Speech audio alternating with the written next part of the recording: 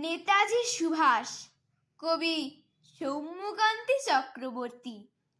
দেশের প্রতি, মাটির প্রতি ভালোবাসা ছিল নিরলস। দেশ মাতৃকার দামাল ছেলে তুমি সুভাষচন্দ্র বোস।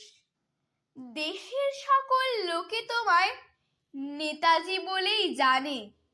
দেশের স্বাধীনতায় তোমার অবদান সবাই মানে।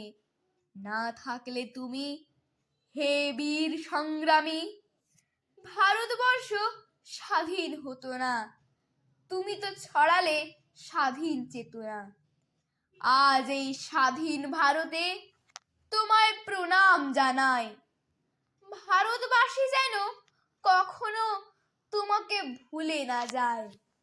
আজকের দিনে আমার দেশে তোমায় সকলে স্মরে না, হে বীর। মাঝে মাঝে প্রশ্ন জাগে, তুমি কি শুধুই বাঙালির? নমস্কার।